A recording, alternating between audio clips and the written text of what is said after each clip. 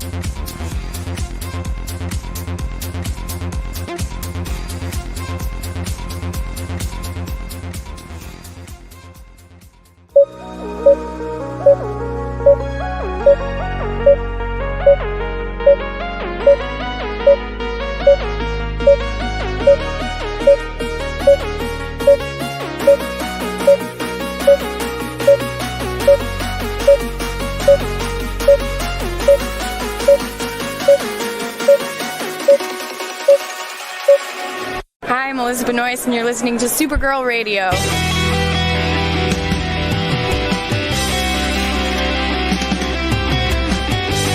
PCTV podcast. There's too many now! Exclamation point. Is becoming a human burrito a plus or a minus? I don't know. It does seem snug. I mean, they say you are what you eat. Oh no! So I do a podcast called Supergirl Radio, and one of our segments is Lena Luthor, Boardroom or Ballroom, because She looks like a boss in this coat.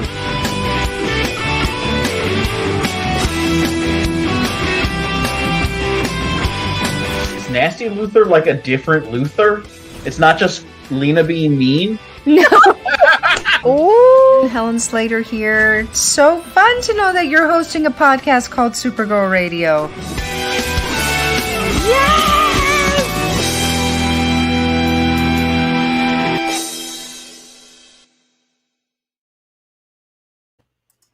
Welcome to Supergirl Radio, your source for all to the CW Supergirl TV series, the character of Kara Zor-El.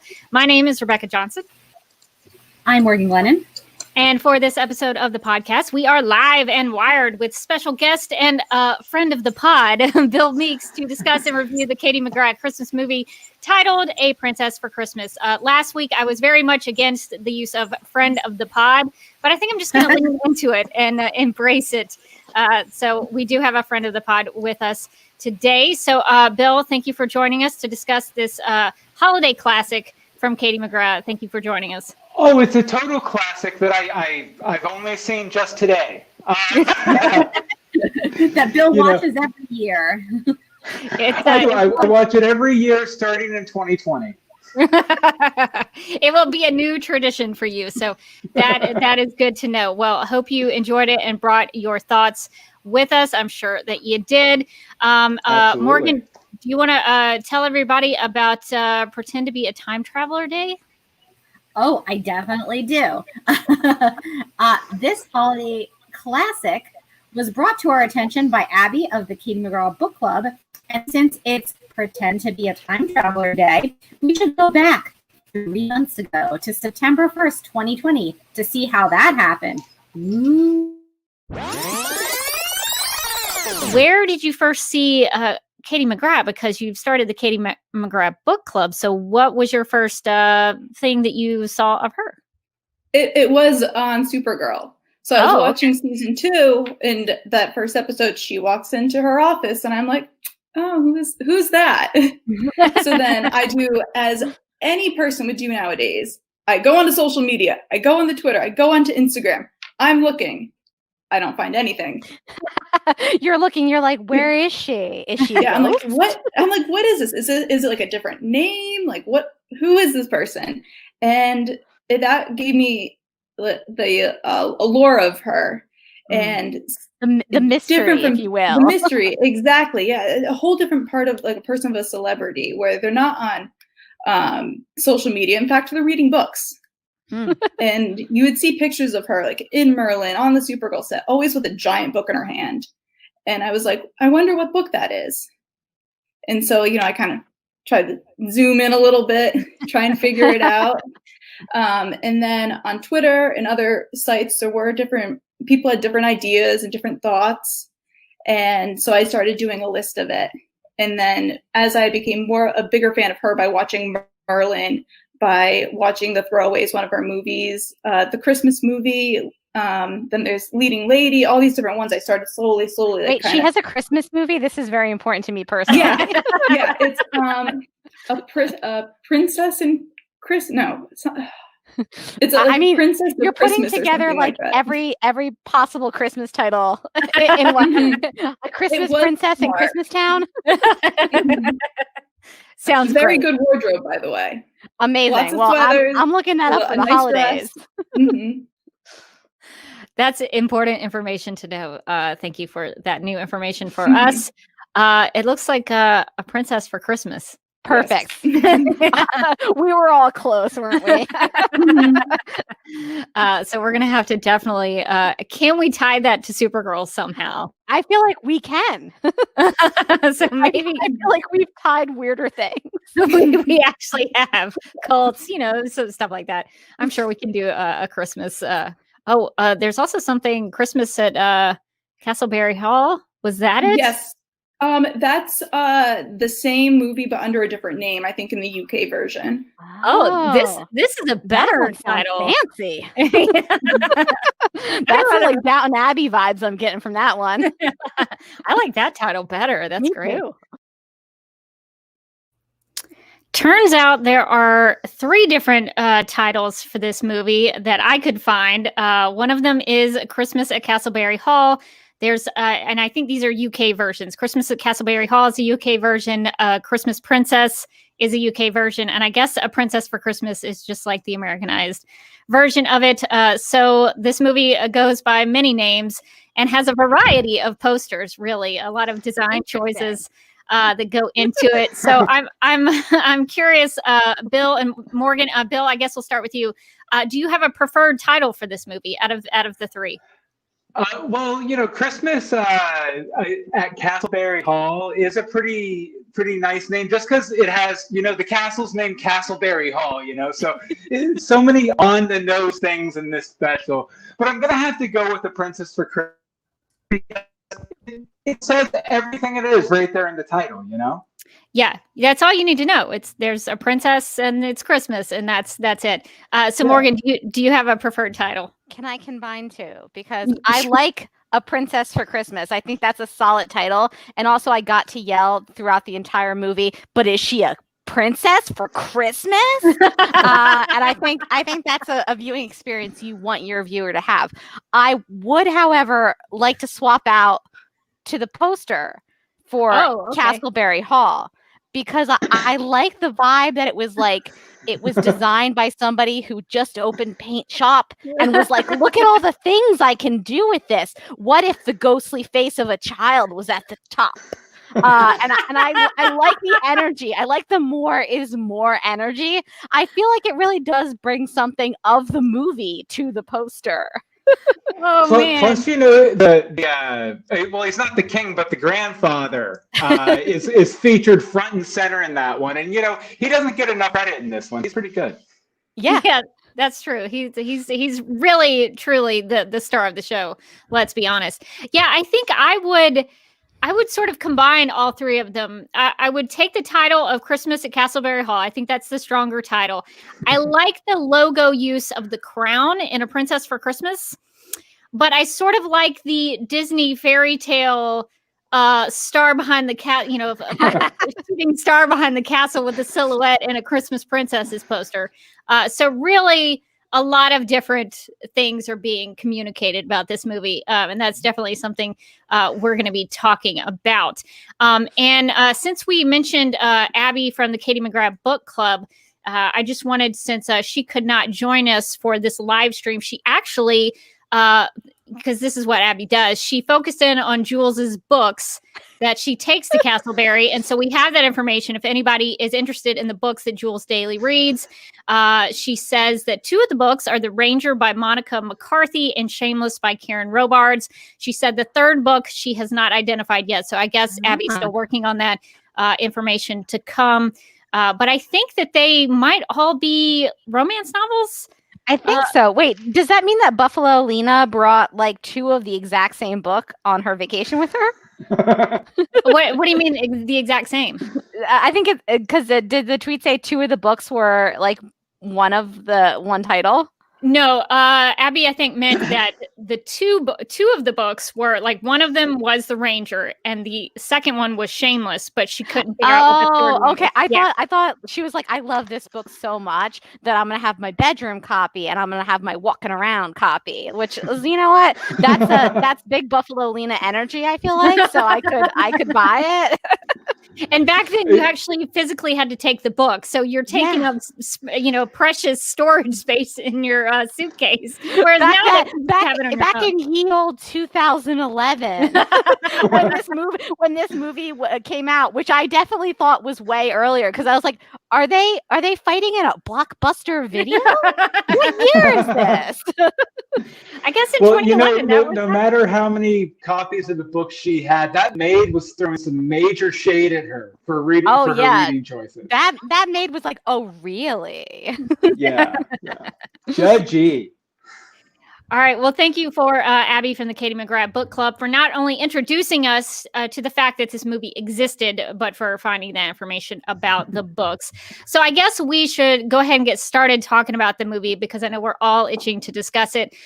So normally on Supergirl Radio, we like to introduce the episode or movie we're reviewing by talking about the description. So I pulled the description from Netflix. It's surprisingly short. It says, quote, "A castle in Europe, a long lost grandpa, and a storybook romance.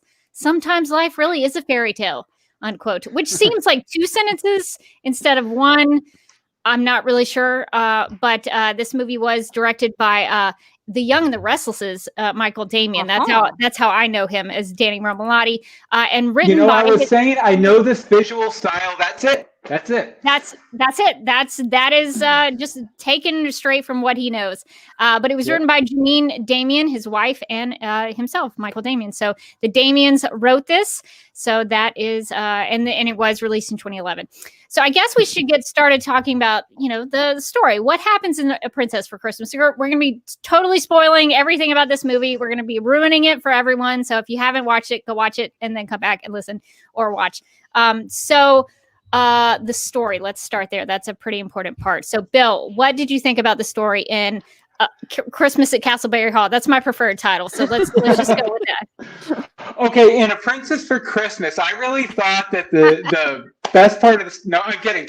But actually, the thing I really loved about this is I'm actually, I just finished today writing a rom-com episode of my podcast, The Vegas. So this was really good to kind of watch before I went in and wrote it, because there's so many tropes in this thing that I love. First of all, you have the classic, the narrator opening up with the grand narration where we're going to talk about Christmas. And then, she works at an antique shop. There's a little bit of a hint of magic. How did those tickets come through the thing? I don't know.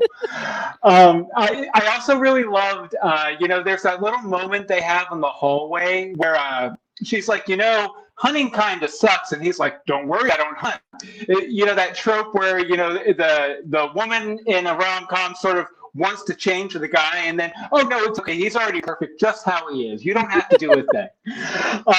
I really love that everybody really cared about the protagonist's love life. The entire staff was just obsessed with this relationship happening.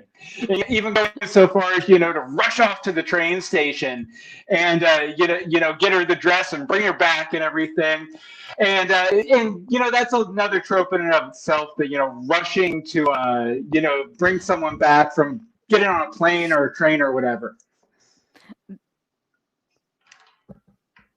Oh, Rebecca, I think you're muted. I do that all the time. I mute myself so that I sniffle a lot. It's not because I'm sick. It's because I don't have nose hairs anymore. But I sniffle a lot, so I mute myself and then I forget to do it. Her rushing off, by the way, probably one of my favorite parts of the movie because she leaves her children. She just leaves her children. And she leaves them in Europe. Right? Like a typical rom-com. Yeah, the girl goes. She's like, oh, he doesn't love me. I'm leaving. I'm going. But in this case, she leaves her children. And so I was like, is this whole thing a long con to be able to drop these kids off somewhere and get out of there? She's like, man, these kids have been burning me for a year since my sister died. Let's get rid of them. This old British man wants them. Here you go. Yeah, it definitely is a trope because one of my favorite things from 30 Rock was they actually talked about it as a trope because Liz Lemon does it in season 2 where she runs to the airport and then she stuffs this a Subway sandwich down her face. So good. And then later Jack references about something about people running to the airport like people do in movies and like Liz Lemon did in real life. And I just have never forgotten that. So yeah, there's definitely a trope, and there's a lot of tropes I would argue in this movie. And I don't know, I guess maybe we could go here because this is where I was sort of struggling with this movie because it sort of tried to lean, and especially in the advertising where it talks about, dreams do come true, and they made it seem like it was a fairy tale and a storybook. And I don't know that I fully got that, but the more I thought about it, I was like, well, maybe there's something there. I don't know that it's fully fleshed out, but like, you know, there's a locked room like Beauty and the Beast, and she's a working class gal who goes to a ball like Cinderella, and there's even like I mean, I don't know, it's not a Disney fairy tale, but like The Sound of Music is kind of fairy tale-ish, and it's sort of like, you know, the caregiver guardian, you know, comes and falls in love with the captain, you know, like it sort of has some of that in there, but I don't know that was like the romance part of it for me wasn't as strong as like, say, the family narrative and the, you know, the stuff with Ashton and his brother Charles. And then there's a lot of sibling stuff. There's Milo and Maddie, and there's Edward, Grandpa Edward is how I'm going to refer to him, and his brother with the ornament. And Jules and her sister. So I think the family side of that was a little stronger for me than the romance, but they seemed to really hit on the romance pretty hard. So I don't know what you all think about that. I mean, Bill, I'll put it to you first. Like, what do you think is the strongest part of your preferred title, A Princess for Christmas? What do you think is the strongest part of the movie, would you say? I'd say I'd agree with you on the family aspect, because the romance part really didn't, you know, I'm not your typical rom-com viewer or anything, but it didn't really excite me. Like the kiss at the end, it felt kind of dead almost. Like I just don't know if those actors had enough chemistry to sell this as, you know, a woman living her ultimate dream, becoming, you know, a princess for Christmas. It's just it kind of fell flat, and I think a lot of the more entertaining sequences generally involved the kids, like, you know, like the suds in the beginning with the the nanny and everything. Which, how does she afford a nanny? She works part-time at an antique bookstore, an antique shop.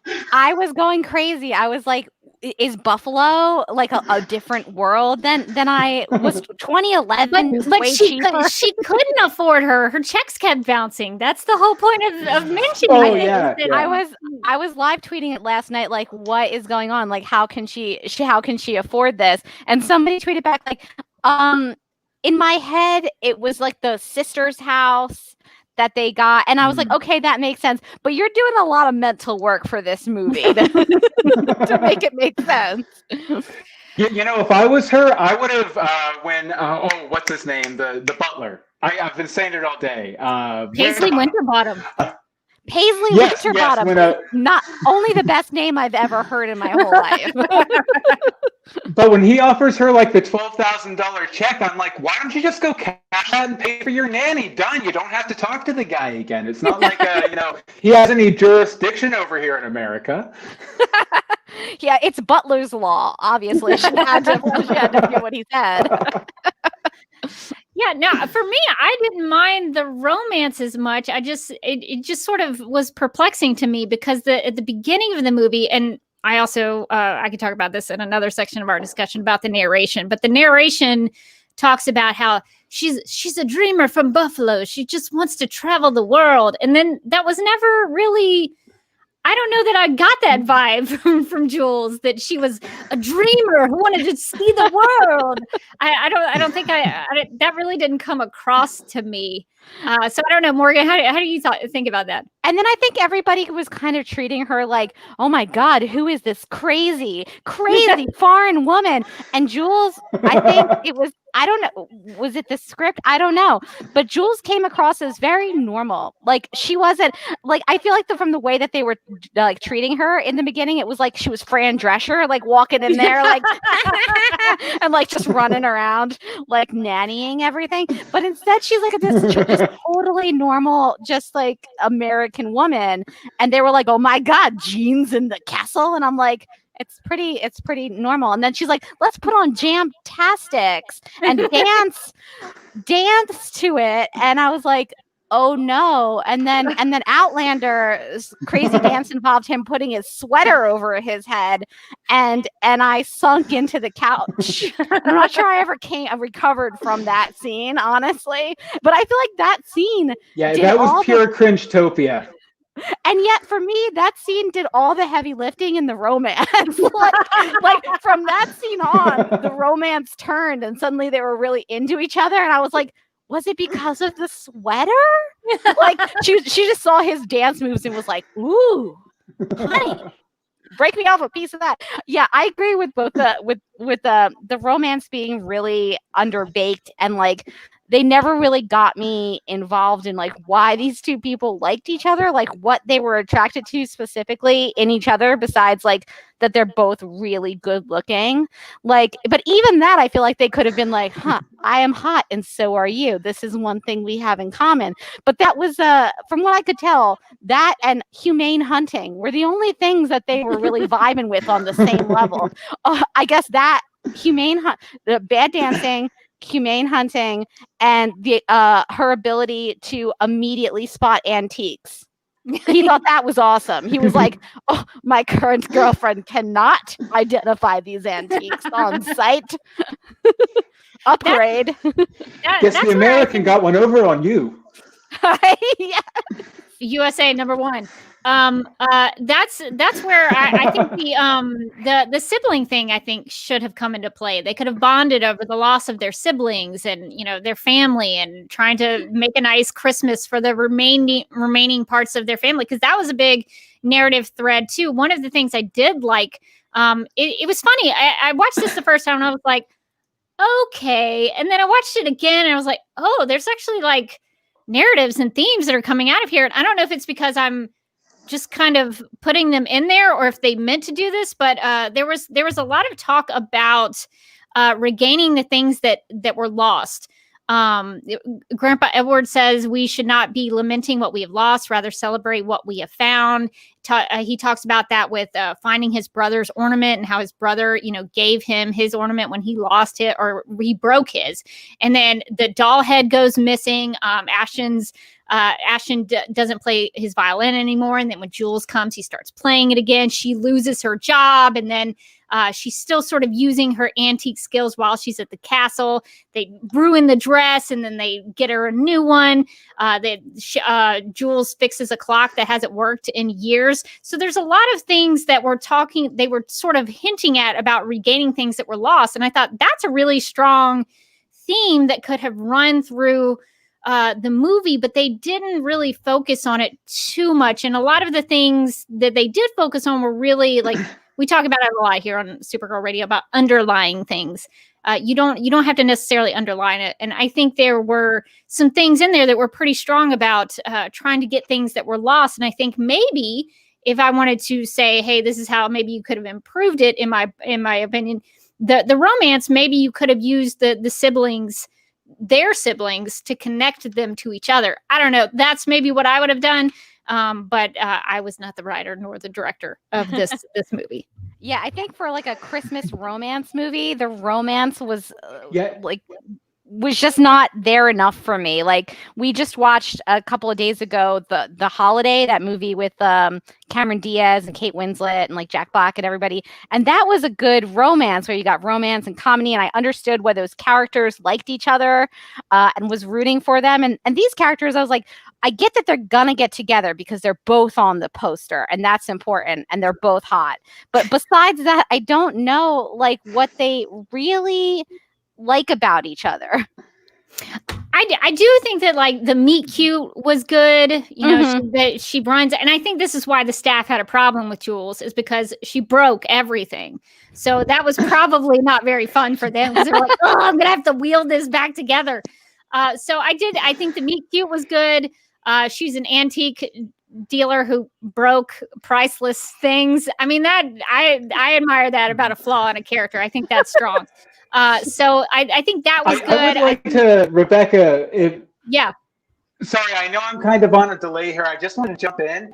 One of the things that struck me about the movie is, in the entire first chunk of the movie, before they go to the castle, they're, sort of talking and complaining about, oh, these kids are bad, they're so destructive and everything. We do see a little bit of that. But once they get to the castle, the kids are pretty all right. There's one little fight, but Jules is the one who's wrecking stuff. Once they get to the castle, the kids were like, it turns out we're great at being rich. We should have just been rich the whole time. Yeah. Milo, like, he's immediate, like, where's my TV? Get me a TV. Install it now. So yeah, they are pretty good at being rich. So I guess maybe that was the problem. Yeah. So I guess it was weird that. So I was just going to say, I thought it was weird that he was the only one who requested a TV. Like, I'm sure, the other members of the family are totally jonesing for some TV. I mean, we are Americans.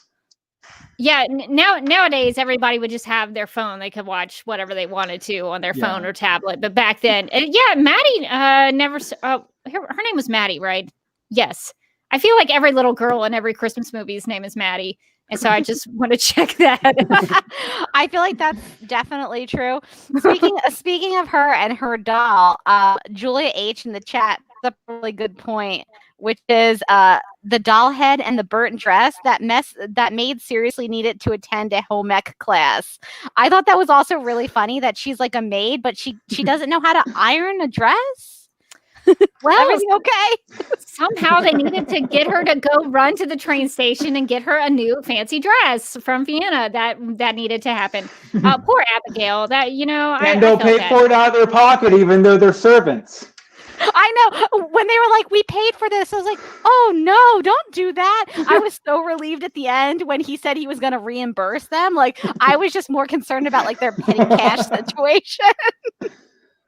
Yeah, I kind of got the impression that maybe they got a hint that there was a relationship brewing there, and they're like, we're going to get in on the ground floor of this new princess. We're going to really ingratiate ourselves to her. I mean, they're thinking 5 steps ahead, really, is what they're thinking. They're like, this girl looks like maybe a princess for Christmas, say, but maybe next Christmas too, and all the Christmases after. Yeah, they saw all the signs. They ate her cookies. They knew.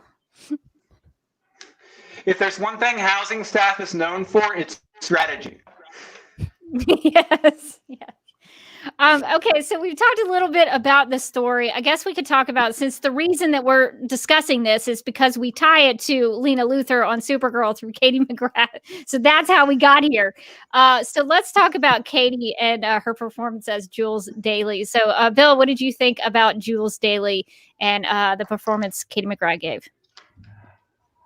I thought she, stood in the lights really nicely. Like, the lights framed her face really, really well. And I mean, she did the best she could with material she was given. Not necessarily, Oscar or Emmy worthy material, but she did a really decent job with it. The one problem I had is that she looks almost exactly like an estranged member of my family. And the entire time I was like, oh my God, how did this person I haven't talked to in 10 years get in this movie? And so it was just like throwing me the entire time. Oh my God, you're related to Katie McGrath? I might be. You've been holding out on us, Bill. Yeah. So, well, it was like one year we invited her over for family Christmas, and she took off to Europe, and we were just like, okay, forget you. You get postcards that are signed a Christmas princess. You think she's just being weird. I'm like, that was a role. So, Morgan, what did you think about Katie McGrath? Because you're a big Katie fan, and so what did you think about her? I love her and everything. I thought she always found her light. Is a great way of putting it. She looked great job. I like the curly hair. I almost feel like she was miscast in this one. Like, I feel like they were going for like a wackier, like the way that people reacted to her was like she should be wackier, but she was just super normal, and so everybody's reactions to her just seemed really off. It was like the prince was like, how could I, like, you're so different. I was like, she just said like a normal thing to you in a normal tone of voice. What are you reacting to here? I feel like they were going for more of they're like, this girl from Buffalo, so Buffalo like, and I was like, what vibe are you going for here? Like, I don't know that we're meshing. So you live near New York, Morgan. So do you know about like people from Buffalo? Is there like a trait that really makes somebody from Buffalo? I feel like there's not like a Buffalo lore that I'm like cued into. I just felt like they were emphasizing. She was like, I'm just some girl from Buffalo, and I was like, okay. Like I don't think that they really... Back home we just have beer and hot wings. Yeah, back home we just had beer and hot wings, but she doesn't look like somebody who hangs out and has beer and hot wings. Like, if you know what I mean. I don't know. She just doesn't seem like she's like, oh man, all I want to do is get home and have beer and hot wings. Like, the beginning of the movie is she's like fixing a clock. Like, what did you want this character to be? Is she like kind of a bookish, antique loving clock fixer that also like loves beer and hot wings? I think the story needed to like focus in on that more, because otherwise she just kind of seemed like a completely normal human being that everybody was like, how do we relate to this girl? She doesn't know how to eat a finger sandwich. And she's like, she kind of does. She just picked it up and ate it. It's not a big deal. Grabbed a couple on her way out. Yeah, exactly. I think that maybe they had to like show more of her like faux pawing with like the fancy clearly Downton Abbey inspired home. Also, whoever put this movie together apparently had just watched a whole bunch of Downton Abbey and was just like, I know that that's set in a very specific time period that doesn't exist anymore. But what if it did? It's like, I know that's like 15 or whatever, and people don't live like that anymore. But what if they did still live like that? Get the underfootman. Like, what? Yeah, the clock thing. I'm sure that the mention of the clock and fixing of the clock in the beginning, because I think they mention it in that like first scene she's in, because it's supposed to come back into play when she fixes the clock, when she overhears the conversation about Bunny McCracken, the terrible woman who doesn't like old people and children, which I thought was a good scene, actually. And I think Katie did a pretty good job playing that emotion and that disappointment. So I think there were some good scenes for Katie, but some of the clock stuff, I think they didn't pull those threads, I think, enough. And the problem with making her an antique dealer and I think the reason they did that is so that she would eventually fit in with the sort of higher class monarchy. You know, she could appreciate the old things in the castle, but then it also doesn't make her different enough from them. So I don't know that I totally bought her as somebody from Buffalo, even though I don't really know what people from Buffalo are supposed to be like. So maybe she totally nailed Buffalo. I don't know. But I struggled with that a little bit. I don't know that I totally bought her. When they had her show up and be like, well, this is some music from my gymnastics class. That was like a moment where I was like, okay, this character goes to gymnastics. Like, now I'm kind of seeing, like, she's like, you know, getting home, has a glass of wine, time for gymnastics. Like, I could see that, but like, I don't feel like they threw that, like they pulled that through enough. Like, it was just little bits and pieces that we saw of that. Yeah, I think Katie did his... Yeah, go ahead, Bill. I was just going to say there was definitely, intention behind her character, and I think it got, doled out to the production crew, but maybe not necessarily to the actors or the directors. Because one thing that really struck to me is like, this is the character they've been telling us she is the entire movie, was when she was looking down from the window. I believe it was the hunting trip. And she looked kind of like, I don't know, almost like Angela Jolie and Gia or something, kind of like alt girl, sort of look and everything. I was like, that's the character everyone is saying she is this whole time. Yeah, where she's got like the messy like hair, and she's just kind of like slumped over in the window. Yes, exactly. And that's kind of like the way that everybody was reacting to her, kind of like she's just like, oh, it's just me. I'm just this like, laid back, chill kind of girl. But we only got little bits and pieces of that throughout the movie. And the rest of the movie, she's like pretty nice, very, very like polite and respectful. She occasionally breaks things, but it's not like on purpose. It's kind of other people's fault half the time. I will say one of the things that I thought Katie did really well in terms of her performance is she played a lot of comedy, which is pretty rare, at least for us watching her on Supergirl. She doesn't play a ton of comedy and get to do some of those gags. I mean, she does some actual physical comedy. She falls and slips on the waxed floor and does some of that. So I thought was really refreshing, just to see her as an actress, is that we don't get to see a lot of that. And so I think that was trying to play up the whole, like, she's different from them. She doesn't fit in here because she's, not used to that kind of thing. So I think that was trying to play into it. But I feel like I wish there was a little bit more banter between her character and who I've just been calling Outlander because I didn't bother to learn his name. Sam Heughan, I think is how you pronounce it. Yeah. I wish that there had been like a little bit more. They have like that cute, like the meet cute, which was nice. And they have the really cringy gymnastic scene. And there's a couple little bits and pieces, but like there were some opportunities when they had cute scenes where like they could have made it a little funnier by punching up the dialogue. And yet it's very much like, oh, you're a princess now. Oh, really?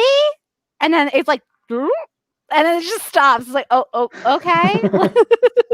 Yeah, we'll definitely talk about the dialogue here in a minute, because that's definitely something that we need to get to. And New Rachel wonders how would you compare Katie's American accent in this movie to her Lena accent on Supergirl? So Morgan, what would you say to that? Is one better than the other? That's a good question. I don't know. I felt like the American accent was pretty good, but her natural accent started to like break free at points, which I feel like in this movie is probably a bigger problem than in Supergirl, because in this movie she's supposed to be an outsider in this like wherever they're supposed to be, somewhere in the UK-ish, Europe-ish, where everybody has a British accent though.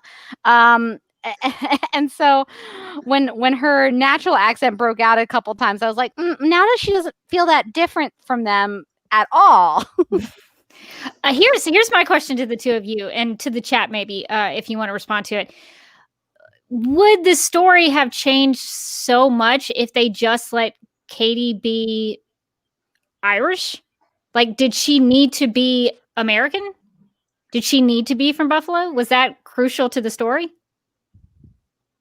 I would say maybe not from a story. Oh, go ahead, Morgan. Oh, I was going to say, I feel like all she needed to be was poor. So she could have been poor from Ireland or exactly. Or it's like the culture shock of being in Downton Abbey suddenly, and so that anyone could have that. Yeah, Bill, what were you going to say? From a story perspective. I was going to say, from a story perspective, I feel like you were right, Rebecca. You know that it really doesn't make much of a difference either way. However, from a marketing perspective, these movies are all marketed towards generally, middle-aged women in America. So you naturally you want the protagonist to, be someone that the people you're marketing to can identify with. So from that aspect, I would say that you couldn't replace her with any other, anyone from any other country.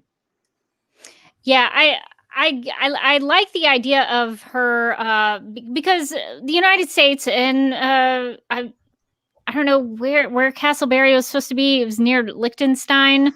I know that the actual castle was actually in Romania is where the castle was. But I guess I like the idea that they're from two different places because they're very different. I mean, like if you talk about the UK versus the United States, there are different cultural things about both of those locations. So I can see why there would be a culture clash, but that didn't really play up too much, except for the funky dance scene was maybe the biggest culture clash, I think, in the movie. But that could have maybe been a little stronger. So I get what they were trying to do, but the Buffalo-ness of it didn't really, I don't know that I bought it so much. Okay, Bill, did you have something before I move on? Nope, sorry. And I know I'm on a little bit of a lag. I apologize. Okay, I just wanted to make sure so we could get to you. So we've talked a little bit about some things that were good and some things that were bad. So if you had to name one thing that like you really connected to in this movie, what would you say in terms of a positive light? We've been kind of a little negative Nancy on some things. So let's talk about the positives of this movie and the things that like really, was there anything in the movie that like really tugged at your heart? Because it's a Christmas movie. It's a family Christmas movie. It's supposed to like be heartwarming and festive. So Bill, what was it? Was there anything in the movie that really kind of tugged at your heartstrings? Yeah, I'm trying to remember the character's name. It was one of the servants. But, when they're initially setting up the Christmas tree, and the maid comes in and she's like, "You can't do that. You know, we don't do Christmas around these here parts." And then she's like, "But don't you remember what it was like when you were a kid?" And suddenly she like breaks down. She's like, "Oh my God, I do it. It was bad." And it was just like one of those, like, I never expected that character to show really any emotion besides anger at all. And it just kind of, I was like, whoa, you know, this is a kind of a surprising thing. Also, does she have a therapist degree? Because she was able to get through this woman's walls like immediately. That is true. She really maybe broke down. that's what her next job should be.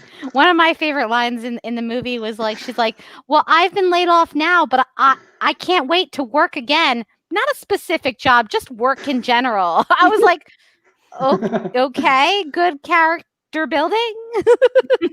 One day I hope to have a job again. That's the thing that I want.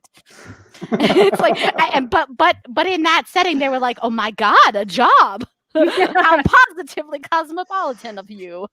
Morgan, is that what you connected to? Is that something that you really relate to?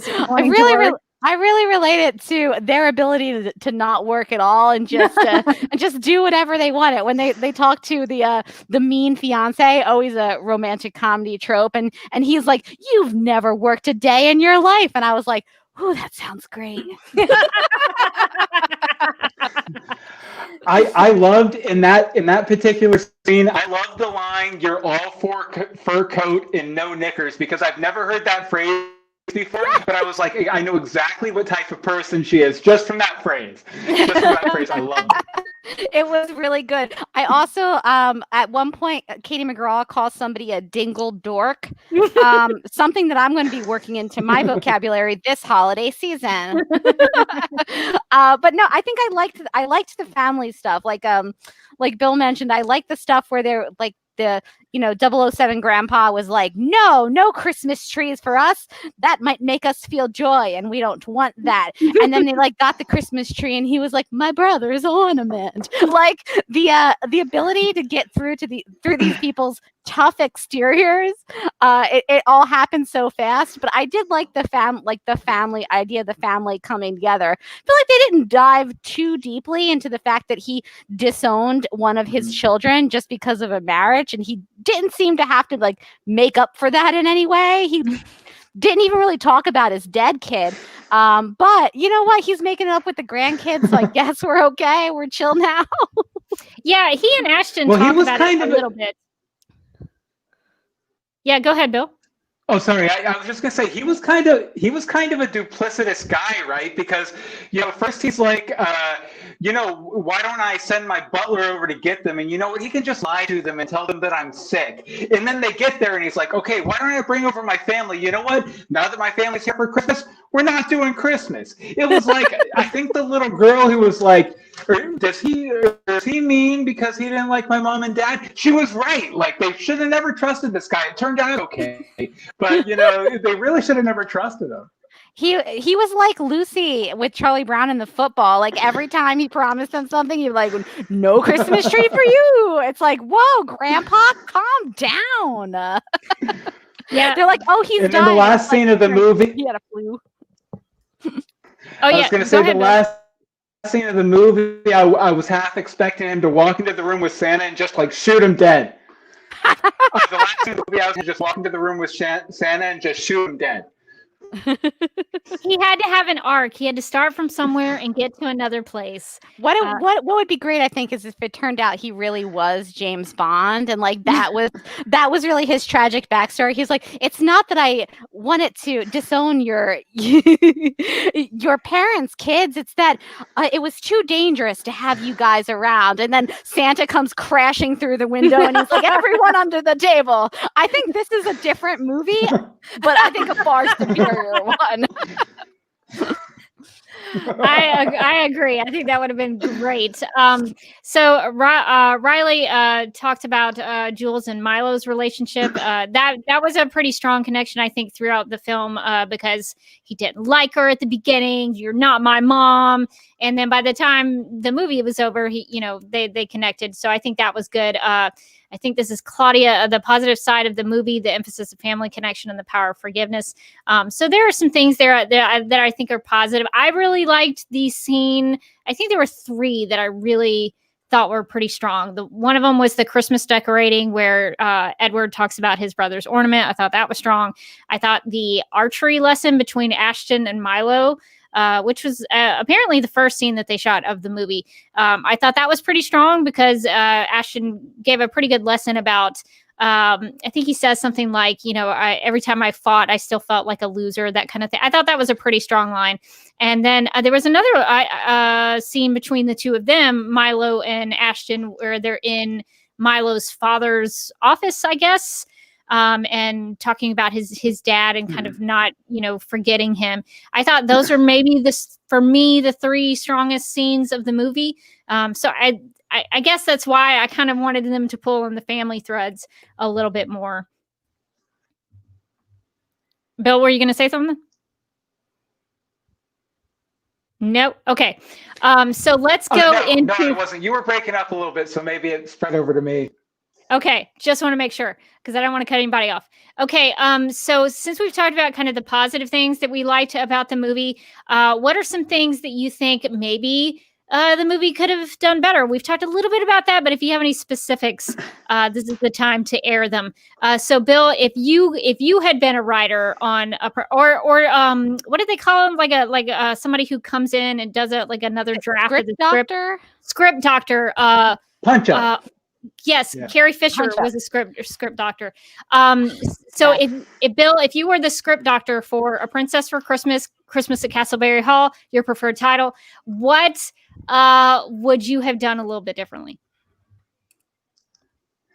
Well, this isn't necessarily my favorite genre. So as far as what I would have done differently, I would have totally made Grandpa just like a complete and total villain. Like maybe even, the third act, it's a little bit of a horror movie, like they're creeping around the castle, trying to get out. Grandpa's chasing them. Oh, here's the prince. He'll help us get out. And then he's in on it the whole time. But I'm not exactly, the type of person who should maybe be writing this kind of movie, because I'm always going to subvert that. Whatever the trope is, I'm going to try and twist it. I would 100% watch your version though, as a spooky person who thinks that Halloween should be half of the year at least. I'd be like so into that, like that sudden twist, like, oh my God, Grandpa's a serial killer. Well, they could do a sequel called A Princess for Halloween. Yes. Listen, we're giving them free ideas. So Morgan, what do you think that the movie could have done better if you had been the script doctor? I think I would have punched up the dialogue. I think the dialogue was a problem.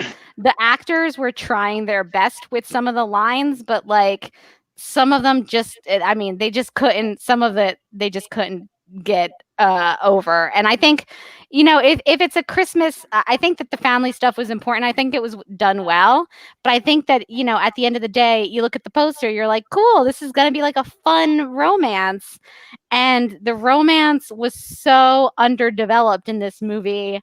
I think that they needed to really up the romance, make these two have some banter, make us understand why these two liked each other, maybe some tension, any tension besides, fox hunting would have been great. I think I would have focused in on the romance a little bit more and made you understand why these two characters were into each other. Do you think you could still do the kids and the family aspect with the romance too? Do you think that's possible to do both? Or would you want to, if you were just going to focus on the romance, just focus on the romance? I think it's possible to have the family stuff in there. And I think we mentioned before, maybe they're bonding over, having lost siblings or having feel like their family's falling apart, something like that. Like you can tie those two elements together.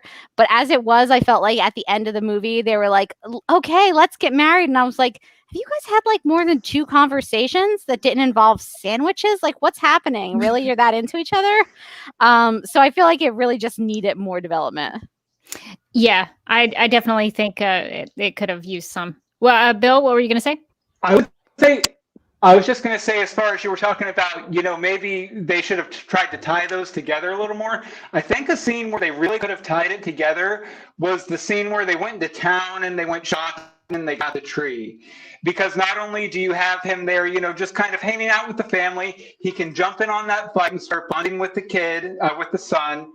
And then, he's there for the decision about bringing the tree into the house, which his father is against. So, he's kind of ties him more to the entire group.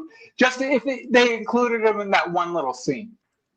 Yeah, I think that would have enhanced the romance. It would have connected him to the family and kind of made him sort of like the fill-in for the dad or whatever, and then played up that romance of like Herb saying, "Oh, well, he wants to help me do this," and you could have had some banter there between the two of them, where he's like, "We don't do Christmas trees," and she'd be like, "Well, in Buffalo, that's all we do. It's Christmas trees 24/7, baby." And then they could have like had like a little fight, and then he like relents, and he's like, "Okay, well, if the kids want Christmas," and then that would have had them it made sense why they were like a united front on the Christmas tree thing against the grandfather. I think. Little moments bringing him into the family stuff probably would have helped sell that romance a little bit more. Yeah, Breeze makes a good point about I was confused by how much time had passed between the ball and the wedding. So did you all feel like that there was a weird time passage there at the end? What did you think about that, Bill?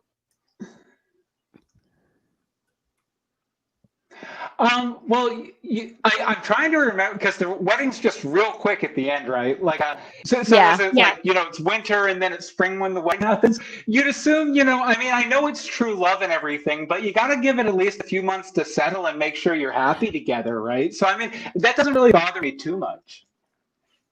Morgan, did you have an issue with the wedding at the end? Yeah, I had no idea. I was like, is it Christmas again? She has to be a princess for Christmas. This is personally important to me. That's her thing. Yes, that's her whole thing. It's really her whole reason for being. And so if they're not getting married at Christmas, what is the point? So I hoped it was 1 year later at Christmas, but I wasn't clear on what the holiday was. And I feel like that was a missed opportunity. It should have definitely been Christmas the following year. And they should have been getting married by like Santa Claus or something, just to really hone that in. But at the very least, like with some poinsettias nearby or something. Yeah, that would have been nice. They weren't getting married on Christmas. They were getting married about Christmas. Yeah. Yeah, it did seem a little fast there at the end, but I think they were going for that fairy tale vibe. Rachel says in Buffalo, the angel on top of the Christmas tree has hot wings on it. Just really the Buffalo experience, apparently. Just a little local Buffalo flavor for you all. Let's establish some hard and fast Buffalo facts on this podcast. If you're watching this from Buffalo, let us know what you guys do there, because we apparently don't know. Let us know if Buffalo Lena was an accurate depiction of the people of Buffalo. We would like to know. So I guess one of the things we can do to sort of wrap up our discussion, we have two things we need to get to. So if you were going to name an MVP, a most valuable player of A Princess for Christmas, Christmas at Castleberry Hall, A Christmas Princess, who would you say would be the character who just really held it all together? Bill, who's your MVP of A Princess Christmas? I'm going to say, and this guy wasn't in it an awful lot, but what he was in was spectacular. I'm going to say the under butler, just because of that my bad he gives the kid. They're in the bedroom. Just because I love someone all buttoned up trying to be hip, and so that just tickled me, and he completely won me over. Also, what's his name? Winterbottom is a total liar, and I don't like him. I love his name, but I don't like him. Yeah, the under butler, he found the doll's head. Yeah, so he's a big hero in this story, and so that's an interesting take on Paisley Winterbottom. I want to know what Morgan thinks about Paisley Winterbottom. Do you agree? Is he someone not to be trusted? Well, now Bill and I are in a fight because clearly, if anything, this is a movie about how Paisley Winterbottom opens up his heart and learns to love. And and so, I mean, at the end of the film, I believe we see Paisley Winterbottom with like the head maid and like they're canoodling, and you're like, aha, the romance I cared about all along is happening. I have to say, if I had to give an MVP for this movie, it would be the television show Downton Abbey, which this movie borrowed liberally from. Again, Downton Abbey set in the early 1900s. Okay, you mentioned the hinting at the romance between Mrs. Birch and Paisley Winterbottom. Can we stop here for a second? Was her name Mrs. Birch? Was she married? Because that seems like a pretty big scandal out in the open there. So I'm pitching again. Spin-off movie, An Affair for Christmas. It's a lot darker. And it centers around Paisley Winterbottom. That was a big question I had. I was like, I thought her name was no movie. Yeah. Morgan, did we say Winterbottom, you cad? Oh yes, Morgan, your MVP was Downton Abbey. I'm gonna go Paisley Winterbottom on this one, because if it wasn't for him, Jules would not have been the dreamer who went to Castleberry and found her fairy tale princess happy ending. And so I think we all owe it to Paisley Winterbottom that anything happened in the movie. It's really all his fault, is what it is. So I'm going to give it to Paisley. Do we have it in the chat? Riley has a name for my HBO Max movie. It's called An Affair Over There. I like it a lot.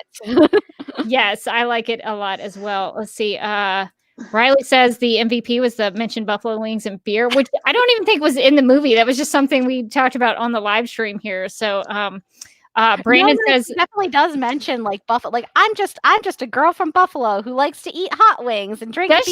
Does she say that? And I was like, listen, Katie McGrath, God bless you. Yeah. I don't know that I believe that to be true.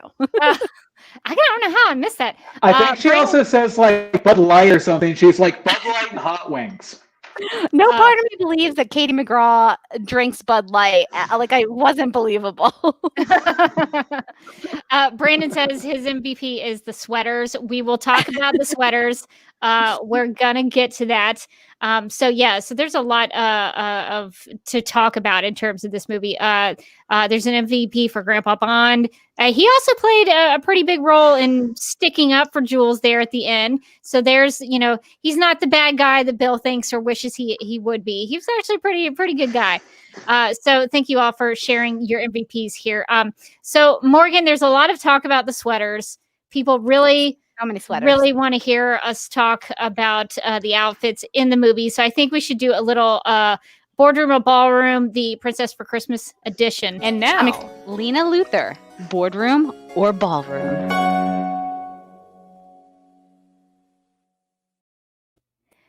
Okay, so I have some overlays of some outfits. So we'll just go through them one by one and just tell me what you think about them. So excited. All right, so here, this is Jules' first outfit, I think, in Buffalo in the store, which I just want to mention. I don't think we talked about it, but she makes a sale and then immediately gets fired, which I thought was unfair. My favorite part of that scene is like she recommends something to this woman, and this woman's like, "How did you do that?" And she's like, "I have a 7-year-old," and I was like, "Oh, okay." Cool. I have a child. It's the only way I could possibly make this recommendation to you. But she does. She starts right out of the gate with a sweater, jacket, scarf combo. So she really leans into the winter attire here. I think you can tell that the antique shop isn't doing so well because it's clearly very cold there. Judging by the length of that scarf, like she probably has to have it wrapped up all the time. The heat's probably on the fritz, but I like the scarf. I like the pattern. Yeah, maybe they were going for like a why am I blanking? I just watched the Muppet Christmas Carol. Bob Cratchit. Maybe they were going for like a Bob Cratchit vibe there. She has a similar appearance when they go back to the house and find the nanny. So here's the look that they expand on. She puts on this red jacket with a bunch of flowers on the front and the back. I wasn't sure about. I like that jacket because she clearly got it off of Etsy somehow in 2011. She's like, I created Etsy just so that I could macrame some flowers onto this blazer. And you know what? Live your truth, girl. Live your truth. I guess that's what people in Buffalo wear. I don't know. I'm going to have to go with that. Okay, so when they get to Castleberry Hall, she brings some of that Buffalo sweater game that's so on point. She brings it to the castle. So I think it's the same scarf. It's the same scarf. The scarf has made a reappearance. I like how she works in like the yellow in the scarf to the like the mustard in the sweater. I think that's really clever. She's working her fashion. I don't know what's going on with her socks. Like, does she just have like really chunky socks on shoved into those boots? How cold is it? Yeah, I don't know. Castleberry looked pretty cold. It snowed quite a bit there. And then I think we talked about this moment where she is looking out the window. I think her shirt says, want to relax, then go to the beach, I think is what the shirt says. So thoughts, Morgan, on this look? I like this look. This is the look of somebody who just woke up in the morning, and I appreciate the realness. I always prefer a little more casual Lena, so it's so I think I'm going with casual Jules here. This look, I believe that she'd be wearing that. And so when she slips and falls on the waxy floor, there's another kind of sweater scarf combo. I think it might be a different scarf this time though. I like that. This is my favorite sweater dress of the movie. I love this sweater dress. I was kind of like, where'd she get that? Maybe I wouldn't mind that. She is in a lot of layers. I guess I'm assuming that the castle is also not heated. Maybe her real problem is that she keeps going to locations with no heat. Yeah, they definitely had to make sure they were warm on set because it must be pretty cold there, I think, in Romania. I'm trying to remember exactly where they were. So the Castleberry Castle is actually a Pelez Castle, the royal palace of the Romanian kings, which can be found in Romania.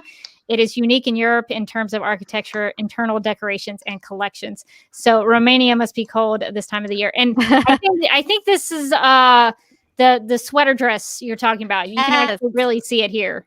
Yes, I'm loving this sweater dress. It's festive. I'm excited about the festiveness of this dress. Yeah, I like that too. I think she looks very in the spirit of Christmas, and it's an appropriate thing to wear for decorating the Christmas tree. So I think that's probably one of her best looks in the movie. This one I'm not so sure about. The dress that she wears to go to the first family dinner at Castleberry Hall. So Morgan, thoughts on this? I like the color. This sort of burnt orange color. However, it definitely doesn't fit her correctly. Like the top part of it just seems like it's slouching off of her body. So I would recommend like a nice seamstress to just sort of fit that in. Yeah, I don't know what they were trying to go with that look. But it was an interesting one. Another interesting look that I would not have pegged for I don't know, maybe somebody from Buffalo. So here's the shorts. I think are those shorts? Am I seeing that wrong? I'm honestly not sure. There's a lot going on in this look. I have to be honest. There's a skirt, and then I think some leggings or some tights underneath. Is that a sweater? There's a sweater over top of the sweater. There's maybe a belt. Definitely a scarf. It's like she was like, what if I could put everything in my luggage on at the same time? And she did it. She succeeded. And maybe that was the choice for the character, that she didn't know what to prepare for, and she just packed everything. So maybe that's what what the thinking was behind that, because apparently all of the clothes that Jules wears in the movie are all Katie's. So maybe Katie was thinking. So Katie knows where to get that sweater dress. Next time we interview her, let's make sure that we ask about the Christmas sweater dress. Yes, definitely. So I like it. I like having to try to see if we can think of like what did she think that Jules should be wearing. Brandon said that last outfit is giving me McDonald's vibes, which, yeah. I think it's the red and the yellow. I think that's where that's coming from. So we got another sort of like sweater. Guys. Yeah. Oh, I just wanted to say I apologize. I'm not chiming in, but I think I fixed my tech issues. So Rebecca, you see another me down there if you want to swap me back in at some point. Oh, do you want me to put the other Bill Meeks in? Okay, all right, hang on. How confusing would it be to have them both at the same time? There's so many Bill Meeks backstage. Okay, Bill, is it working? Hello. Hey, we got Bill on. It is working, I think. Right. Yes, we can hear you a little bit better. Yeah. Awesome. Okay. So just to leave out, we only have a couple more overlays left. When she runs to the train station, she's got the hat, the sweater, and the jacket with the flowers on it. So I like this. I think the I don't know what you guys call them, skull caps, like little beanies. Beanies. I think she's really working those in this movie. Beanies. Yeah. I like it. I like this look. Even though she's got her macrame flower. What is that? Is that, I guess it's like a jacket. I think it's a long jacket. Yeah, it's that by itself is a lot of look, I have to be honest. And it does look like she has a turtleneck and a scarf, which seems like gilding the lily, but I like this look. She's also really committed to that McDonald's color scheme, which I appreciate. She's having to wear layers. She doesn't know exactly how cold it's going to be. She's got to prepare for everything. Okay, so the big outfits of the movie are the dresses. So we probably should talk about the big dress, the fairy tale dress that she comes in the top of the stairs of the ball like you would. So Morgan, what did you think about this one? We have kind of a wide shot of the dress. We also have a little bit more of a close-up shot if you want to talk about the details of it. I think the dress is very pretty. I think it's very pretty. I like the blue color. I like the detailing on it. It's very fancy. It's amazing that they could have gotten that for her just so quickly. It does look like maybe they could have fitted it a little bit better, but I'm going to give them a pass on that since they just bought it that night. Yeah, I don't know how they got it so quickly. I don't know. I don't know where the location and the distance between everything is, because they were really kind of vague about where Castleberry was, because it sounded like a fictional place. I don't think it was a real place. So I don't know where Castleberry is located in terms of Vienna. So I don't know how quickly they had to turn around that dress, but I thought it was very pretty, and it worked for like a ball dress, and definitely an upgrade to I think what she had that Abigail had messed up. I think it was an upgrade from what we saw of that dress. So I think it worked for like a princess fairy tale ball dress. And the other thing, Bill, were you going to say something? Oh, I was just going to say, I'm super glad that you guys had this section so I could figure out my tech issues. I really appreciate this is why we do it. It's just to vamp while Bill takes care of stuff. Okay, so the last overlay we have to look at is the big wedding dress at the end. Morgan, what are your thoughts?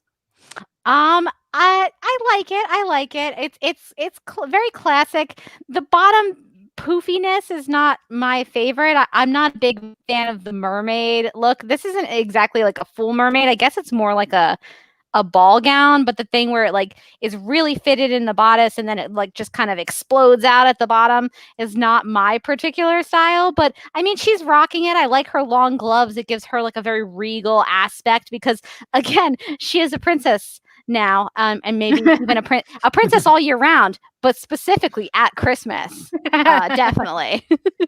Yeah, I'm just surprised her shoulders are sort of in. She's I not. know. She's got the straps. Well, a very limited amount of clavicle, which I was disappointed in. I felt like this was the moment for her shoulders to shine. They had truly triumphed in the movie, but so I guess that's the difference between Jules and Lena, is that Lena that's would the character work she's doing. Yeah. Lena would definitely have those shoulders out, but Jules kind of reined them in a little bit. It would have been great if she had like a bunch of scarves on the wedding dress. She's like, I just love layering. It's just really cold wherever Castleberry is. Okay, well, I think that's going to do it for Lena Luthor, Boardroom or Ballroom. So we'll go to the sounder, and then we'll come back. And this has been Lena Luthor, Boardroom or Ballroom. All right, everybody, we've gotten through all of the important things, like the dresses and the scarves and the sweaters of A Princess for Christmas. So let's just go around and say our closing overall thoughts about the movie, since that is why we are here for this live stream. So, Bill, what are your overall thoughts about A Princess for Christmas? Well, you know, when you look at storytelling and mythology and take it back, you know, to the ancient Greeks, no, I'm kidding. It was for what it was a really good movie. I always say, you know, when you review something, what was done, how well was it done? Was it worth doing? What was done? Christmas kind of Lifetime movie was made. How well was it done? They did a pretty decent job, besides those couple of story flaws that we were pointing out throughout the whole thing. And was it worth doing? Well, I mean, it's still being talked about, 9 years later? So I guess so. Yeah, it's become a little bit of a cult classic. People are fans of this movie, so it's still being talked about. It hasn't gotten forgotten after so many years. So there is that to say for it. So Morgan, what are your thoughts? This is our first Katie McGrath Christmas movie. But not our last. This is going to become a Christmas tradition here at Supergirl Radio. So what did you think about our first entry into Katie McGrath holiday classics? I liked it for what it was. I've watched, I love romantic comedies. I don't mind the Lifetime sort of hallmarky Christmas movies. I've partaken of one or two. I don't know that it was a standout of the genre. I'll be honest. I've seen better. I've seen more enjoyable. But I think it accomplished what it meant to accomplish. She was from Buffalo. There were some children. Outlander was in it, 007 Grandpa, and she became a princess for Christmas. And I think also Downton Abbey heavily involved. And I think when you add all those elements together, I mean, clearly something happened. So I think it was enjoyable. I think that the reason it sort of is living on as a cult classic is that it's got all that you want out of a Christmas movie. It's almost like somebody had a checklist and was just going, people love Downton Abbey, check. People love princesses, check. Christmas, check. Uniforms, check. Is that a real uniform or a band uniform? Who cares? Check. And so I think that I thought that it was enjoyable. Like, it knew what it was. I don't think it was striving to be, Academy Award winning A Princess for Christmas. And it was a good time. You sit down. It wasn't over. I will give it one thing. It was not overly long, which I appreciate. Like, I think if you're this type of movie, you want to be a good 90 minutes. You want to get in and you want to get out. You want to get out by the end, which I did want to get out. So with the trivia, a unit of 90 minutes is called a winter bottom. Yes. Yes, you want your film to be exactly one winter bottoms long. Oh, wow. Okay. So I agree that that this movie was everything that it set out to be. I don't think it was supposed to be some grand epic story. It just wanted to be a fun, festive, heartwarming family Christmas movie, and it accomplished that, I think. I don't know that I would put it out as an example of great script writing, but I think that it is what it set out to be. And I got to give it up to people who write and direct a movie, go out and make a movie in Romania, in a castle there, in the winter with all the snow. And they made the movie, and it made sense, which I can't say for a lot of Supergirl episodes. So I will give it that. I knew why they were at certain locations. I knew what they were doing. So yeah, in that sense. It's refreshing to watch something that actually makes sense and has a cohesive storyline. Even if we feel like it could have done more, it did enough to make it make sense. It could have used just a little bit more CGI, though. Oh, maybe. I wish more flying. I think would have been good in that third act twist where Grandpa 007 becomes an evil lizard creature in our remake. We're gonna get all in the CGI. Okay, you added an evil lizard creature, and that really piques my interest. See, I got Rebecca on board too. I'm all about the people being revealed as lizard people. But I think what I will say is that there was a lot of pretty shots. They made good use of the winterscape, the snow, especially the scene with the kiss. Even maybe the kiss was not as maybe romantic or chemistry filled as maybe some people wanted, but I liked the use of the snow falling there. It was very pretty. So I think they made good use of that. So I think the way it looked was pretty good. I think for the most part, the camera work was pretty solid. So I think they set out to make a family Christmas movie, and that's what they did. So I think in all of those standards, they succeeded. Agreed. All right. Well, I think since we got Bill here, I thought it would be fun because we haven't done it in a while. But I think we should play Snap Judgments. Are y'all ready to make some Snap Judgments? In the game of Snap Judgments, each person is presented with 2 options, but must only choose one. First instincts are recommended, and explanations are unnecessary.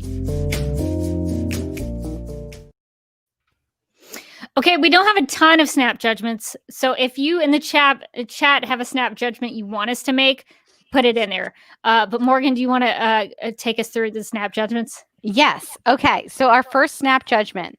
Which would you rather take, ballet lessons or electric guitar lessons? Bill, what would you say? I would say ballet.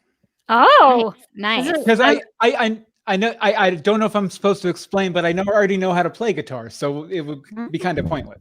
So you want to add another skill set? Actually, I don't know if I pointed this out to you guys at the beginning of the show, but I'm not just wearing a Christmas top here. I'm wearing Christmas bottom. Oh, the full, just head to toe. I appreciate that. You can tell I've been working on my flexibility, which is why I want to get into ballet. You're really progressing, I think. So Morgan, what would you pick? I feel like I might go too far into ballet and it might become a Black Swan situation. And so for that reason, I'm picking electric guitar lessons. I'm gonna head that off at the pass. Just to protect everybody else. Yeah. I tried tap dancing one time and it was not good. So I don't think I'm meant to be a dancer. So I would like to take, I play a couple of chords on the guitar, but I could really use some guitar lessons. So I would pick electric guitar on that one. Okay. Better name, Paisley Winterbottom or Lady Arabella Machard de Belmont? Marchand de Belmont. De Belmont. De Belmont. De Belmont. Okay, Bill, which one would you pick? Oh, sorry, I'm first again. Paisley Winterbottom. I mean, you got to respect a name with a bottom in it. I mean, you just have to. I actually, one of my college projects that was a pretty big deal at the time, and then I've used this name in a million other things. One of the main characters' name was Lester Applebottom, so I have a proclivity towards bottom in it. It's just a thing. I feel like you can't go wrong with Paisley Winterbottom. It's the most ridiculous British sounding name I've ever heard. So yeah, big ups, big respect to my man Paisley Winterbottom. I definitely agree that Paisley Winterbottom is a choice name, but I have a lot more fun saying Lady Arabella Marchand du Belmont. So I'm going to go for her name, which she says is not a name, it's a title. But I'm going to say her title because it's more fun to say. I think it's the pronunciation that you have so beautifully. Marchand du Belmont. Du Belmont. I can think of a better title for her, but it's not appropriate for this broadcast. So I'm just going to leave it on the table. Keep that one off air. Yeah. All right. Last snap judgment from this list. A better movie title: A Princess for Christmas or A Christmas Princess? A Princess for Christmas. A Christmas Princess just sounds like one of those like direct-to-DVD Barbie movies, where a princess for Christmas gives it a bit more grandeur. I agree. I think A Princess for Christmas. That's why she's there. She's for Christmas. She's defending Christmas. That would be an awesome movie. She's not just any old Christmas princess. She's for Christmas, for the people. What if she the war for Christmas, not the war on Christmas? But I think that would be a better movie if she actually had to, physically like defend the castle or something like that. She was for Christmas. Yeah, she's like flying down on like a rope. It's like Home Alone, but Buffalo Lena just like really goes all out commando style. Now I just kind of want a sequel to this movie called Paisley Winterbottom: for Christmas. We have so many sequels to this film. Like, if anyone's listening, we're just pitching them out there for you. For Christmas universe. Yes. Yeah, the Christmas extended universe is great. HBO Max, call us. Yeah, I agree. A Princess for Christmas is actually the better title if you're going to go with one of the two.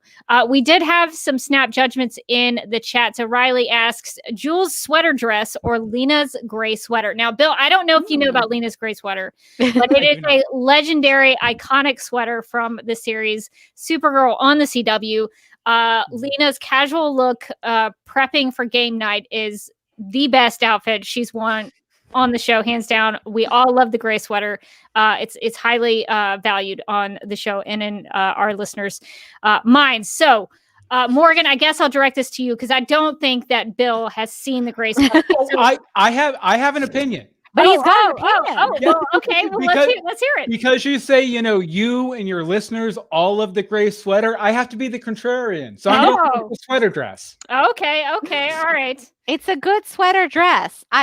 My loyalty, first and foremost, is to the gray sweater, and I must remain steadfast.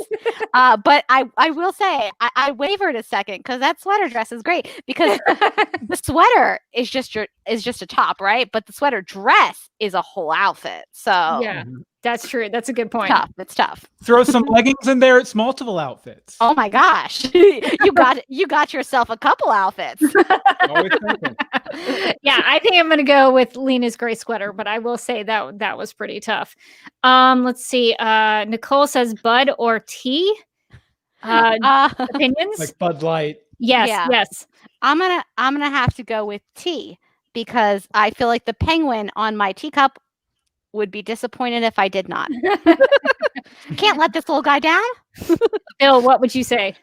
I'll have to go with tea too, just because I drink beer, not Bud Light. So, which I don't think that counts. Yeah. So. No, it does. Bud Light is just basically dirty water. Yeah, I'm drinking tea as well. So I'm going to say tea because I'm not a big fan of beer. I don't know. I've tried it. I don't care for it. So yeah, tea all the way on that one. There's another name snap judgment. If we had to pick between Bunny McCracken or Paisley Winterbottom, who would we pick there?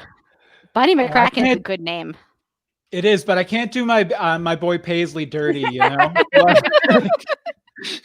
He still deserves it. Oh man. This one's tough because I enjoy saying Bunny McCracken a lot. Oh, Bunny McCracken. You can say it so many different ways too. Did she remind anybody else of Cruella de Vil? Yeah, her whole look, her whole thing. I was like a little obsessed with Bunny McCracken. I'm not gonna lie. I was like, what's her story? Always a good sign in your movie if suddenly I've latched on to a small minor character who won't have any lines.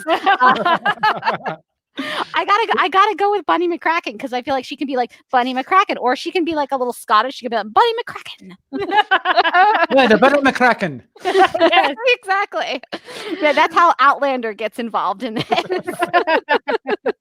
don't think Bunny McCracken really fit her character though. It's a cool name, but I don't know that I got Bunny McCracken from that actress. So I'm gonna go Paisley Winterbottom because I think he looked like a Paisley Winterbottom. So I agree. I think the name she wasn't serving Bunny McCracken. She just was Bunny McCracken. Rebecca, how many Paisley Winterbottoms have you seen? That's all I want to know. I know enough to know Winterbottom, that's that guy. I definitely see him as that guy. So yeah, that's what I'm gonna go with.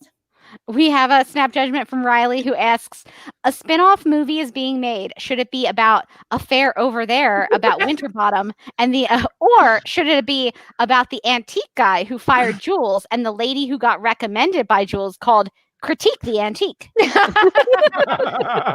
well, Critique the Antique sounds like a reality TV show, which I would watch. I like Affair Over There. I like Affair Over There. It's steamy. Although I will say, one vote for yet another spin-off movie. I really wanted to see the girl who was with the boy when at the beginning of the movie when he was shoplifting the video game. I wanted to see them get together, and they never. Yeah, me too. Yeah, that seemed like that should have come back into place. Mm-hmm. You just introduce some she didn't need to be there. He could have just taken. So why was she there? I don't know. That seemed strange. I kept waiting for her to come back in some way, and then nope. Never did. I feel like that maybe should have been followed up on. We had one more, James and Lena or Jules and Outlander. This one's a real thinker. Legitimately tough. This is a thinker, I will admit. Bill, do you have an opinion on this? I know you're not a Supergirl watcher like hardcore, but you know about who James is and who Lena is. Yeah. I'm gonna go Lena and Jules because I like, just completely rocking the boat. They see each other and they're like, something about you is so attractive. I've been looking for someone like you my entire life. You just seem so Buffalo real, and I like that about you. and you're so smart. Want to get some chicken wings? Yeah, exactly. I like this scenario that you've pitched so much. If I had to pick, and this is a real thinker, I feel like I'm going to go Jules and Outlander because when they danced their beautiful dance to gymnastics, I felt in that moment that they really did have something in common, and what it was bad dancing, and I wish they had dived into that a little bit more. I don't know. I was always kind of in that minority that I really liked James and Lena, and I was terribly upset when she kicked him out of that Rolls Royce and drove off. So I'm going to say James and Lena on that one, and I think is that it for all of our snap judgments. Those are some good snap judgments, though. Yes, thank you all for sharing those, and we'll be right back. No judgments on your snap judgments. Okay, before we go, since it is pretend to be a time traveler day, we're going to be doing another little time jump into the past. And I thought it was fitting. Bill came on this week's episode, but he's been on Supergirl Radio this year. He came on to talk about fan podcasting because he has a book out, which you should totally get, called Fan Podcasting, The Complete Guide, which you can find at doanything.media. So Bill came to talk to us about fan podcasting, which we do every week. We're also in the Morgan and I are featured in the book. So I thought it was really fitting that Bill is with us so that we could time travel because there was a part of that episode that he talked about and encouraged us about that came true. And so I just thought it might be good for the end of the year. This is our last episode of the year. I incorrectly said last week or incompletely said last week, last episode. And I wondered if people were freaking out that they thought it was the last episode of Supergirl Radio. Finale of Supergirl Radio. We're ending on a high note with a Princess for Christmas. So my apologies if people thought I actually meant the last episode of Supergirl Radio. I meant the last episode of Supergirl Radio for 2020. So I thought it might be good since we're, heading into a new year. We could take a look back and see kind of where we were and now where we are. So let's take a trip into the past. We're going to go back to March 2020 and we'll do a little time traveling. What do you think, just as an outsider? Because we think we're great, but we could probably we could probably always use some constructive criticism on what we could do better. So, as an outsider, what do you think that we could maybe improve on? You're already kind of doing it because you guys have been doing these Instagram lives lately. I think you guys should bite the bullet and stream live to Twitch or YouTube or something like that when you record your episode with the chat. Oh God, I'd have to wear makeup all the time now. I'd have to not be in my pajamas always when we record. No, they have all those filters. You can give yourself like a leopard mask or something. It'll be fun. Perfect. What if I only did it with like the dog face, like the Instagram dog face? Perfect. And then Rebecca can be the cat face. Yeah. Rebecca could be the cat face, and then it'll be a nice dynamic there. Yeah, I would watch that actually. That would be amazing. No, but I think you guys in good ways and bad ways, you have such an active listener base and you guys play so well off each other. I think it would be a really smart move for you to try and take it live and bring some of that live interaction into your show because I think, bringing, and I make this point in the book several times, bringing outside voices into your show can only help it. Because, as much as as smart as you are, collectively, your listeners are smarter. So the more you can feature them, the better. That is I have no doubt about that. Yeah, that is definitely true. So, Bill, what is our score now? Where do you see us? We did it. You guys' score is 10 billion. And I just want to say, I throw out challenges all the time. Nobody ever does them. You guys did it. And I feel guilty now. So I'm going to make a commitment to you gals. Okay? What's that? Okay. So, you bring me on the show all the time. You're like, oh, hey, here's Bill. He's a cool guy. He's not really caught up on Supergirl. He doesn't know a whole lot. You know what? This winter, this Christmas break, I'm going to binge watch Supergirl. So next time I'm on, I'll know what the heck I'm talking about. Next time you're on encyclopedia knowledge of Supergirl. We are going to definitely bring you back to, especially when the show wraps up. I want your thoughts on what you thought about the show, because there are some real rough seasons, Bill. It gets gnarly there. Strap in. Well, I mean, that's fine. If there's a couple rough episodes, I'll just grab a Bud Light and some hot wings and I'll be good. There you go. You got it all ready. Listening to that podcast snippet from March 9th, 2020, as I joked about how I only did the podcast in my pajamas, not knowing that the future held for me nothing but pajamas. That was a dark moment for me listening back. I was like, I'd have to leave my makeup on. Now I'm like, yay, one day I can put on makeup. A person will see me today. Incidentally, I will say, is a little bit of trivia. That podcast recording actually took place, I think, like March 4th or 5th. And all three of us were shooting a documentary at that time. So you'll get to see the behind the scenes of that when that documentary comes out, when I get it done, probably. Actually, it's called 1 Week in March. I'm probably going to be releasing it the same week in March we recorded it. So Oh my God, that's awesome. Yeah. So we record it for 1 week in March, and just so happens, I'm not saying that Bill had anything to do with the pandemic, but it turned out to be kismet for him that we record it like the week before lockdown. So Bill has a snapshot of a very historic moment in time for a lot of people's lives. The tagline's going to be the last week of the old normal. Yeah.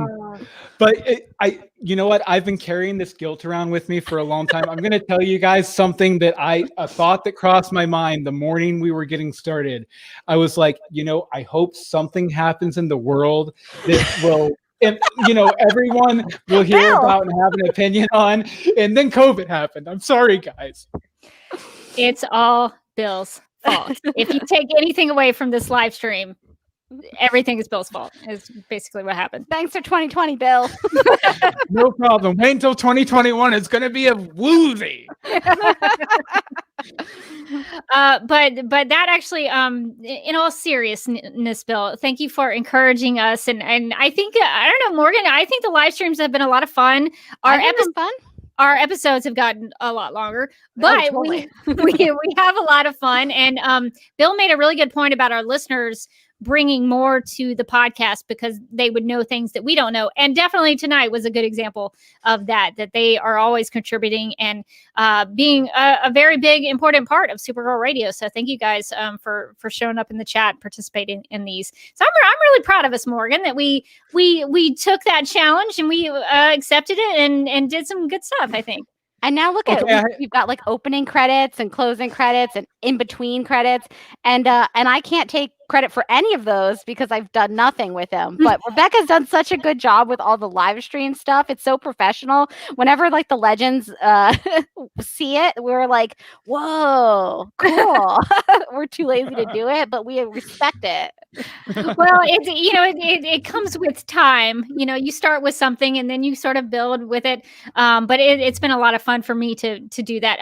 I definitely go a little overboard. I had I don't know how many overlays for this one. We have way too many video clips now. It's getting a little hard to manage, but I think it adds something to it. And so you don't have to tell me, Rebecca. I switched for you a couple weeks back. Yes, so. yes. I was like, I can't do this. Bill is going to have to come and do this for our debate. So thank you for doing that. But I just thought that'd be fun to take a little trip down memory lane for a couple of these things. Since it was we didn't have to pretend to be a time traveler today. We did some actual, not in physical time and space, but time, maybe not space, but time, I think definitely. So I'm glad we could pretend to be time travelers on this day. All right. Well, I think that's going to do it for this episode of Supergirl Radio and for the final episode of Supergirl Radio for 2020, I should say. So, Bill, where can our listeners find you on the internet if they want to follow up with you? If you want to follow me, I'm on every social media channel, usually at Bill Meeks. And if you want to, I have a new project I've started. I've been writing TV pilots over the past few months, all set in the same little town in Ohio called Hocking Hills. So if you want to check out those, I have 3 of them up right now. It's at hockinghillscripts.com. Also, I'm coming out with a daily live show on Christmas Day. It's going to start Christmas Day, so keep an eye out for that. Oh, that's awesome. That's fun. Is that going to be on the where can people? It'll be starting on the Do Anything Media YouTube, which is doanything.media/YouTube. The show is going to be called What Matters This Morning. I'm going to go live every morning at about 5 a.m. and talk about all the important stuff happening that day. Are you going to wear your Christmas PJs? I definitely will on Christmas at least. You don't want to commit to it for the whole year? No, I don't like Christmas that much. Kind of the whole conceit for the show is that I come on and I give you all the news you need to know to get you out the door on 1 cup of coffee. So, I'll be in my PJs, I'll have a hoodie on or a beanie on, and it'll just be nice and relaxed and easy. And then I can get up and get the kids moving. Nice. Well, that sounds awesome. Well, I'll definitely be tuning in. And if you want to go watch that, subscribe to the Do Anything Media YouTube channel and check out Bill's stuff. I know you're also working on new Fakest episodes. So do you want to tell our audience about the Fakest? Yeah, The Fakest. It's I call it a sketch dramedy podcast because it's half audio drama, half sketch comedy. It's about a news station called KCOM Studios that produces a show called The Fakest, where they make the fake news for real. Basically, it's a whole group of journalists who are devoted to making stuff up. And we've been doing it about 3 years now. Rebecca is my co-lead on it. She plays Leanne Snyder, who's named after the Snyder Cut. It's true story. And I love it. It's a lot of fun, and we're wrapping up with the last season here. Like I said, I'm writing it right now. I'm hoping to have everything done and everyone start recording right after the holidays. So thefakest.com, check it out. Awesome. Yeah. You should definitely go subscribe to wherever you listen to podcasts. Go ahead. I forgot to mention Morgan. I've written you Morgan's been on The Fakest before. I've written her another part as Morgan. Exciting. Leanne's friend in broadcasting. It's going to be a big stretch for you. I hope you can handle it. Oh my God. I'm going to start preparing now. I really want to get, Bill, I'm going to be honest. I'm going to get method on this. I would recommend walking on hot coals and then picking the ash up and rubbing it into your eyes. You're going to believe that I'm a person named Morgan by the end of this. That's going to be awesome. So the Fakest is really good, and not because I am part of it and not because Morgan's part of it, but mostly because Bill writes it, and it's very good and it's very funny and clever. So if you want something to listen to and laugh with over the Christmas break and New Year's, definitely give it a listen before season 3 comes out. All right. Well, if you would like to contact Supergirl Radio, Morgan, if you want to hop into the brand section, we can make this. Of course, I do. Super profesh. If you can find all the overlays wherever I put them. Oh, there's so many, and here we go. So many now, and you might want to click on it and then click it off before you go to the next one, because they don't do so well with StreamYard. Okay. All right. So if you would like to contact Supergirl Radio, you can post a comment on our website at supergirlradio.com. You can email us at supergirlradio@gmail.com. If you'd like to leave us a voicemail, you can call us at 678-718-7252, and make sure to write and call in before Tuesdays at 6:30 p.m. Eastern. We like to prepare Google Docs, and that helps us do that. If you would like to check us out on social media, you can like us on Facebook and follow us on Twitter and Instagram, all at Supergirl Radio.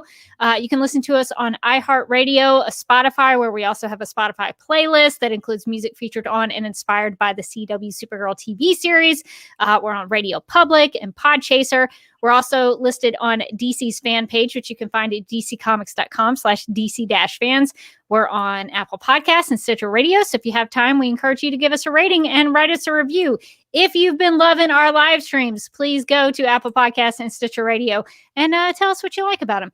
That'd be a wonderful Christmas gift for us. That would. The reviews really help. Yes, we would appreciate that. And if you are like Rebecca, I don't know where to find all this stuff, you can just go to supergirlradio.com on the right side of the page, and you can find links to everything I just mentioned. And I think now we need to cover our bases with DC TV podcasts. So we should probably get to Amy's DC TV plugs. Where are they? I have so many videos. Okay, this is Amy from the Legends of Tomorrow podcast. And it's the plugs. Supergirl Radio is part of the DC TV Podcast Network, so if you're interested in The Flash, Black Lightning, Legends of Tomorrow, Batwoman, Titans, Stargirl, Green Lantern, Strange Adventures, and the upcoming Superman and Lois series, or DC TV After Dark, make sure to follow DC TV Podcasts on social media and subscribe to the podcast mega feed if you want all those podcasts in one place. And I guess we should talk about the DC TV Podcast T Public Store. There's a ton of sales going on. I thought they were only going to do a sale for Black Friday and Cyber Monday, and they're like, we're just gonna have sales every day. So apparently it's going and going.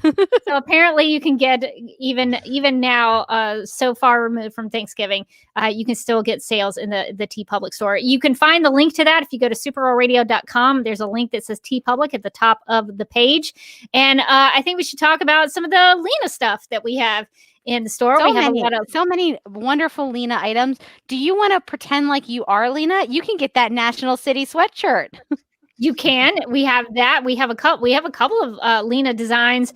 I threw in some mugs here since we were all like drinking tea or some fun Christmas beverages tonight. So we have some Lena Luthor mugs that you can get from the Tea Public store. You can actually get.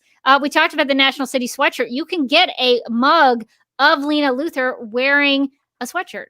Oh my God! I mean, and then you can drink your tea while wearing the National City sweatshirt out of your mug that has Lena wearing a sweatshirt. There's so many levels to that. It's mind blowing. Sweatception. Yes. So you can definitely go to the DCTV podcast Tea Public store from supergirlradio.com and get you some sales. There's a lot of good stuff in there that we have in the store. So definitely check it out. You can find me. I am on Instagram at the Derby Kid. I post the occasional picture of where I've been or something I've seen. So I try to take some pictures there. I also have a YouTube channel that I'm still a little bit behind on. I've been trying to get some more content up there. But if you want to see any of my travel videos or any of my Snyder Cut or DCEU material that seems to be pretty popular. And I got to say, the people who subscribe to my channel, they're holding my feet to the fire. Because I said in one of my intro videos for my Batman v Superman videos that I was going to do a video on the critical reception. And I still plan on doing one, but I haven't done it yet. And every 3 weeks I get a notification. Hey, when's that critic video? When is that coming out? You got that video yet? When's that coming out? I'm like, okay. I know I'm behind. So I owe it to the people who follow and subscribe to my YouTube channel. It's coming. It's a lot of research and I want to make it right. Cause I don't want to be like, these people are idiots, even though I kind of sort of feel like that, but I don't think the video should have that tone. So I got to find the right tone to talk about critical reception. So I will be making that video eventually. So you can subscribe to Duck Milk Prod there on YouTube if you want to see any of those videos. Cool. You can find me on Twitter and Instagram. I'm at Mojotastic. You can also find me as a co-host on the Legends of Tomorrow podcast. We still have to drop our infamous Sopranos episode, I believe. And so we have at least one episode coming this month in December, maybe two. We were thinking about talking about The Happiest Season, the new movie that came out on Hulu. So we might have 2 episodes, but we don't want to commit to that because we don't like committing to episodes because then we find that people get disappointed when they don't appear. So, but you should check that out. Yeah, that's what's happening with my YouTube channel. So I feel your pain. And when Never I said commit. and when I said that I think those people are idiots, I didn't mean the people who subscribe to my YouTube channel. I meant the people who reviewed Batman v Superman, the top critics for Rotten Tomatoes. Those people, I think, maybe didn't have as quality of an opinion as what I meant. So I just wanted to clear the air on that. Okay, well, I think we're gonna call it a night for this final episode of 2020. So I think that's going to do it for this episode of Supergirl Radio. But until January 2021, I'm still Rebecca Johnson. I'm still Morgan Glennon. And we will see everybody in the new year.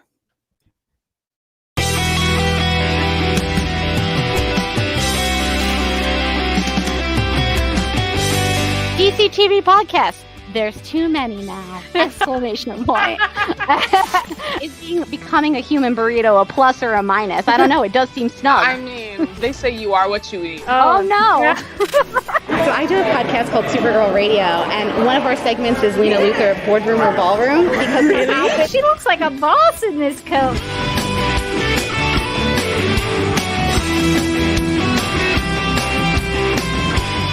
Is Nasty Luthor like a different Luthor? It's not just Lena being mean? No. Ooh. Helen Slater here. So fun to know that you're hosting a podcast called Supergirl Radio. Yeah!